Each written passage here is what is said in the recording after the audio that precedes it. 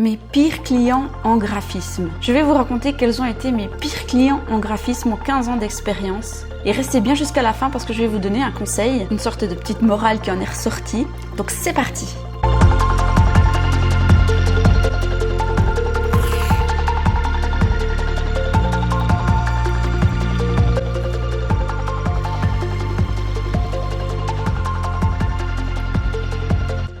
Le métier de graphiste freelance, c'est vraiment un très beau métier. On vit de sa passion, on fait ce qu'on aime.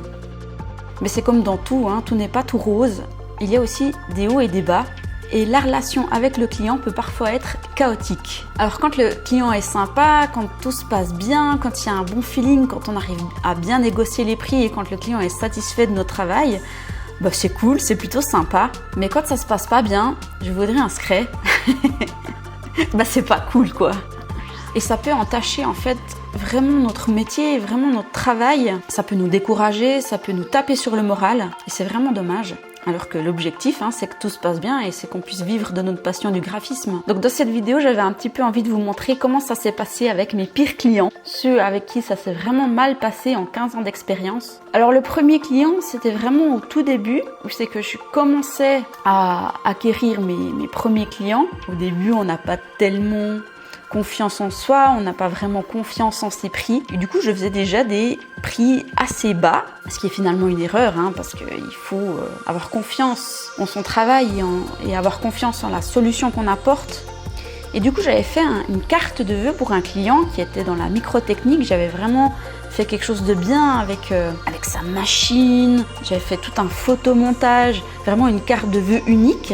Et puis déjà, au niveau de la création, il y avait pas mal de corrections à faire. Après, au début, on essaye de passer outre les corrections. Mais le problème, ça a été quand j'ai envoyé ma facture. Très souvent, je fais des factures payables à 30 jours. Et là, après 30 jours, rien. Après 2 mois, rien. Après 3 mois, il m'avait toujours pas payé. Alors, j'ai envoyé un premier rappel, un deuxième rappel. J'ai essayé d'être sympa, d'être aimable en envoyant un mail en disant « Avez-vous bien reçu ma facture ?»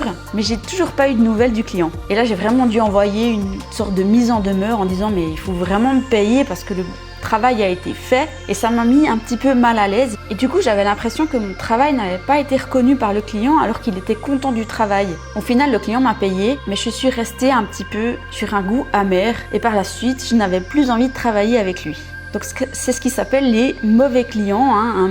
Quelqu'un qui vous paye pas, c'est pas forcément quelqu'un avec qui vous avez envie de travailler. Ça paraît logique. Donc ça, c'était une première expérience. Heureusement, je suis passée par-dessus parce que par la suite, cela ne m'était plus arrivé. Mon deuxième pire client, alors au tout départ, j'étais vraiment heureuse de l'avoir parce que c'était quelqu'un finalement de très connu dans ma région et j'étais prête à casser mes prix pour avoir ce mandat. Donc à la base, j'étais vraiment heureuse et donc du coup, j'ai fait une offre pour un logo, une identité visuelle, carte de visite, etc. Et j'étais vraiment étonnée que cette personne-là, je pensais qu'elle avait les moyens, je pensais qu'elle était reconnue et tout, qu'elle veuille baisser encore plus mes tarifs. Alors j'étais d'accord de faire des efforts, peut-être de réduire mes versions. Si j'en fais 3 ou 5, c'est différent que quand j'en fais 1 ou 2. Mais le problème, c'est que non seulement ma cliente a baissé mes tarifs, mais en plus, elle me donnait encore 10 000 corrections.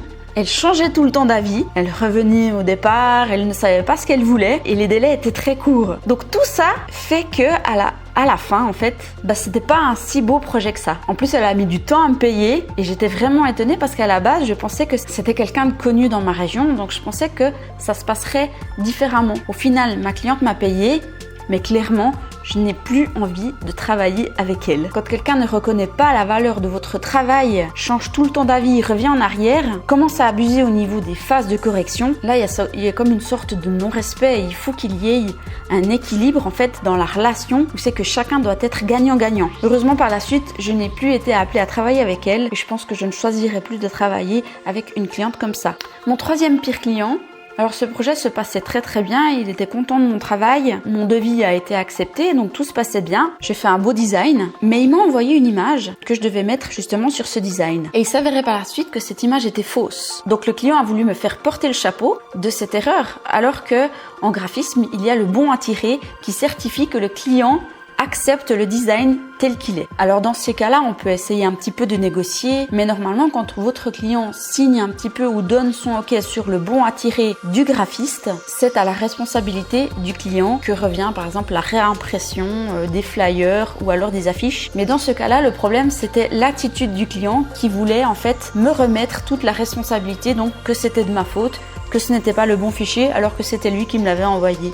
Donc là, typiquement, il faut presque faire une sorte de relation d'aide et puis essayer un petit peu de négocier pour conserver un peu la relation avec le client. Parce que pour qu'un projet se passe bien, il faut que la relation avec le client se passe aussi bien. Et donc le graphiste, à mon avis, doit faire un effort à ce niveau-là pour conserver la relation, faire un geste, aller dans son sens et essayer de donner en fait pour que le client ait envie de travailler avec moi. Mais si l'attitude du client est mauvaise, ça devient un petit peu délicat. Du coup, on a pu trouver un arrangement et on s'est partagé les frais. Pourquoi ? Parce que je voulais conserver la relation avec ce client. Je voulais conserver la collaboration. Donc parfois, même si c'était le client qui avait tort, je suis prête des fois à faire des sacrifices pour conserver la relation avec le client et que celui-ci continue de collaborer avec moi. Donc voilà mes 3 pires clients de mes 15 années d'expérience. Ça va encore, je pense que ça pourrait être encore pire. Peut-être que certains graphistes vont même jusque dans les tribunaux pour les droits d'auteur, pour la responsabilité, etc.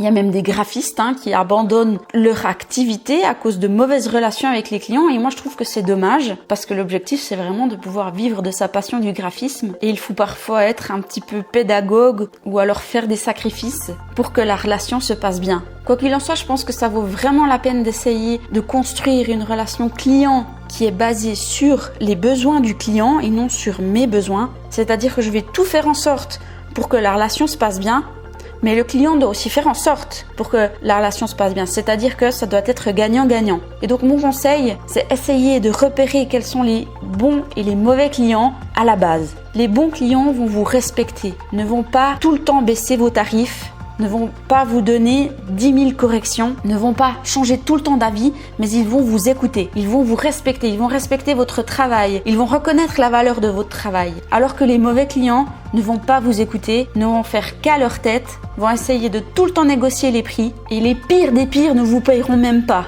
Donc attention, essayez de reconnaître les bons des mauvais clients. Et l'idéal, ce serait de pouvoir choisir que les bons clients. Personnellement, au vu de mes expériences, je pense que parfois, j'aurais dû ne pas travailler que de travailler pour des mauvais clients. Alors ça, on peut le dire après quelques années d'expérience, quand notre business tourne bien. Mais c'est vrai qu'au début, on recherche d'avoir des mandats, on recherche d'avoir des projets et on est prêt à sacrifier en plus ces tarifs pour avoir juste un projet. Donc c'est vrai qu'au début, peut-être qu'il faut faire quelques sacrifices. Déjà, pour un premier temps, de pouvoir remplir son portfolio, parce que le portfolio ça sera finalement votre carte de visite. Mais une fois que vous aurez bien rempli votre portfolio, vous serez en mesure de pouvoir choisir les bons clients. Puis au final, c'est tout bénef. Si on peut travailler qu'avec les bons clients, moi je suis preneuse. Et puis d'ailleurs, aujourd'hui, c'est le cas. J'ai tellement de travail que je peux me permettre de refuser les mauvais clients.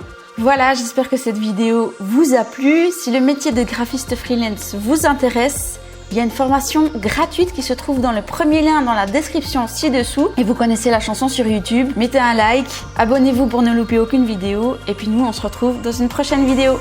Ciao!